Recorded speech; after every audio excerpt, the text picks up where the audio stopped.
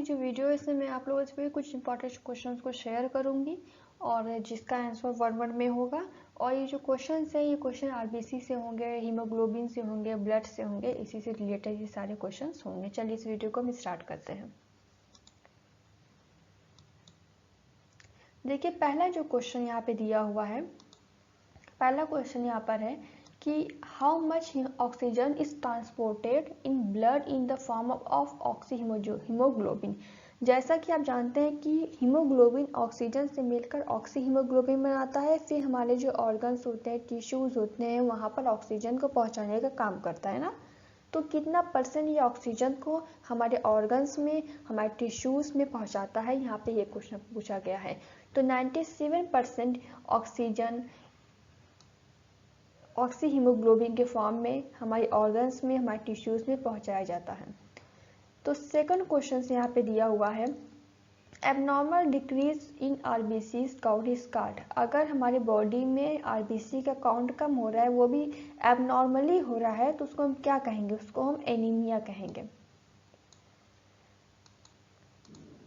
Third question है at the birth RBC count is. Birth के time पर RBC का काउंट क्या होता है हमारे बॉडी में? 8 to 10 मिलियन प्रति क्यूब mm होता है हमारे बर्थ के टाइम पर आरबीसी का काउंट 8 to 10 मिलियन प्रति क्यूब mm में।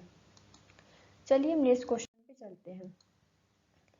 पहले यहाँ पे चौथा नंबर पे क्वेश्चन दिया हुआ है when oxygen is release from oxy haemoglobin it is called. देखिए ऑक्सीजन हीमोग्लोबिन मिलकर आपस में ऑक्सी हीमोग्लोबिन बनाते हैं। अगर ये ऑक्सीजन हीमोग्लोबिन से अलग हो जाता है, रिलीज हो जाता है, तो उसको हम क्या कहते हैं? तो उसको हम लोग कहते हैं फेरोहीमोग्लोबिन। उसको हम फेरोहीमोग्लोबिन कहते हैं। नेक्स्ट क्वेश्चन दिया हुआ है when carbon dioxide binds with haemoglobin it's called. जब कार्बन डाइऑक्साइड हीमोग्लोबिन जो कि एक प्रोटीन है उससे जब ज्वाइंट हो जाता है, जुड़ जाता है, बाइंड हो जाता है, तो उसको हम क्या कहते हैं? तो उसको हम कहते हैं कार्ब हीमोग्लोबिन। उसको हम कहते हैं कार्ब हीमोग्लोबिन जब कार्बन डाइऑक्साइड हीमोग्लोबिन से बाइंड हो जाता है। 6 नंबर जो क्वेश्चन दिया है वो ये है each gram of haemoglobin contains dash dash dash milligram of iron. Each haemoglobin के ईच ग्राम में कितने मिलीग्राम आयरन पाए जाते हैं? तो इसका आंसर है 3.34 mg, मतलब कि मिलीग्राम। हीमोग्लोबिन के 1 ग्राम में 3.34 मिलीग्राम आयरन पाया जाता है।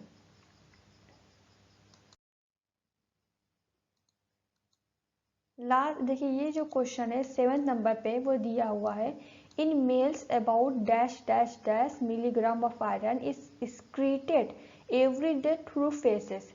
मेल्स में जैसे कि आप सब जानते हैं कि हम लोग रोज अपने बॉडी से फेसेस को निकालते हैं, ठीक है, जो मल होता है अपने बॉडी से निकालते हैं।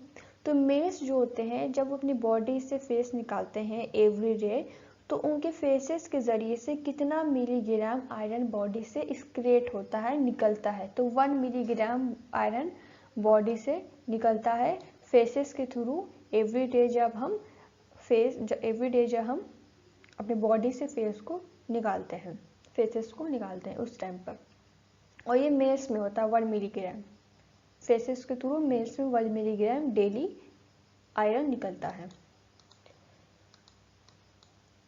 नेक्स्ट क्वेश्चन है if 45 ml of blood is donated about dash dash dash milligram of iron is lost. 45 millilitre अगर हम ब्लड डोनेट करते हैं किसी को, तो हमारे बॉडी से कितना आयरन रिलीज होता है? तो 225 मिलीग्राम आयरन हमारे बॉडी से लॉस होता है अगर हम 45 ml ब्लड किसी को डोनेट करते हैं, तो 225 मिलीग्राम आयरन बॉडी से लॉस होगा। तो इसका आंसर है 225 मिलीग्राम, 225 मिलीग्राम। नेक्स्ट क्वेश्चन है 9 नंबर पे sickle cell anaemia. Sickle cell anaemia is due to. Sickle cell anaemia जो एक डिजीज है ये किस वजह से होती है? ये होती है एबनॉर्मल हीमोग्लोबिन की वजह से, या जिसको हम हीमोग्लोबिन एस भी बोलते हैं।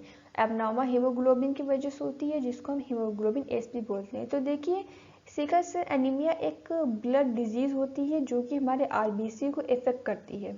जो हमारे नॉर्मल आरबीसी का जो शेप होता है वो राउंड होता है, और जो एनीमिया, जब हमको एनीमिया हो जाता है तो एनीमिया क्या करता है कि जो हीमोग्लोबिन होता है,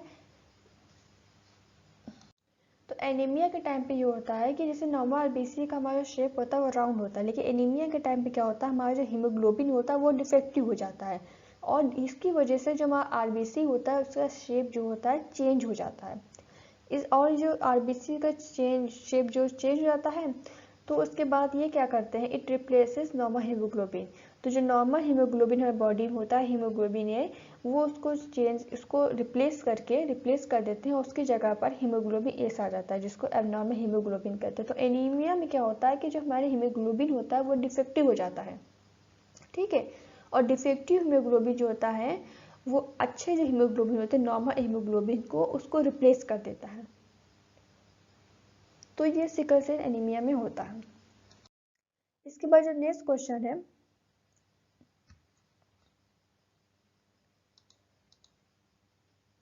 aplastic anaemia is due to disorder of red bone marrow. एक एनीमिया होता है, ये एक टाइप ऑफ एनीमिया है जिसको हम कहते हैं एप्लास्टिक एनीमिया। तो ये जो एप्लास्टिक एनीमिया होता है ये क्यों होता है, ये होता है बोन मैरो की वजह से। एप्लास्टिक एनीमिया जो होता है वो बोन मैरो की वजह से होता है।